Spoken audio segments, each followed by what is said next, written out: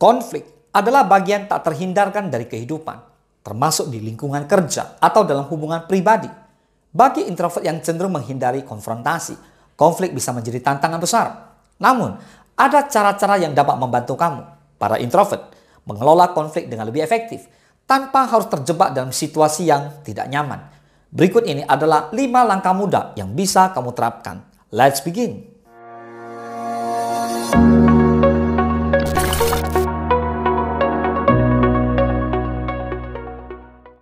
Yang pertama, kenali dan pahami perasaan kamu.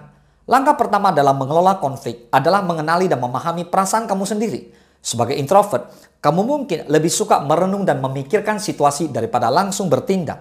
Kamu bisa manfaatkan kelebihan ini dengan mengidentifikasi apa yang sebenarnya kamu rasakan dan mengapa. Apakah kamu marah, kecewa, atau hanya merasa tidak nyaman? Setelah mengenali perasaan tersebut, kamu kemudian bisa meluangkan waktu untuk menganalisis penyebabnya. Ini akan membantu kamu merespons konflik dengan lebih tenang dan rasional. Dengan memahami perasaan kamu sendiri, maka kamu dapat menghindari reaksi impulsif dan mencari solusi yang lebih konstruktif.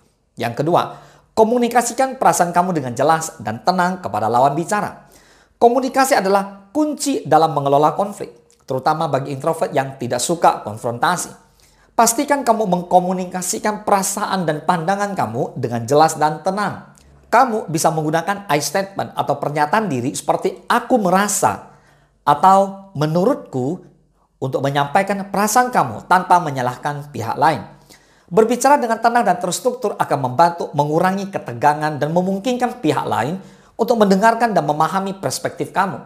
Ini juga memberi kamu kesempatan untuk menyampaikan pendapat tanpa harus terlibat dalam konfrontasi yang tidak perlu. Dengan berkomunikasi secara efektif, kamu dapat mengatasi konflik dengan lebih baik dan mencapai solusi yang memuaskan. Yang ketiga, dengarkan lawan bicara dengan aktif.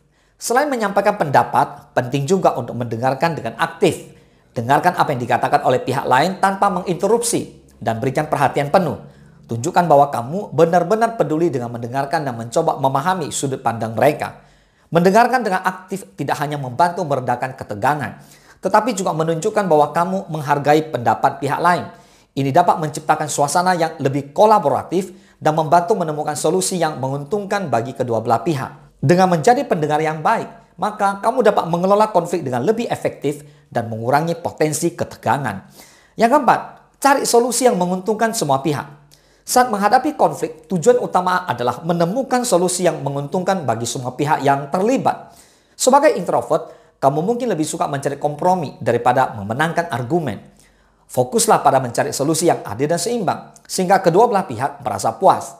Ajak pihak lain untuk berpartisipasi dalam menemukan solusi dengan mengajukan pertanyaan terbuka seperti, apa yang bisa kita lakukan untuk menyelesaikan masalah ini? Atau bagaimana menurut kamu kita bisa mengatasi hal ini? Dengan melibatkan pihak lain dalam proses mencari solusi, maka kamu dapat menciptakan rasa kerjasama dan mengurangi potensi konfrontasi. Refleksi juga penting untuk memahami bagaimana perasaan kamu setelah konflik tersebut selesai.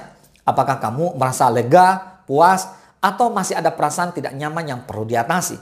Dengan mengevaluasi dan merefleksikan pengalaman, kamu dapat terus berkembang dan menjadi lebih baik dalam menghadapi konflik di masa depan.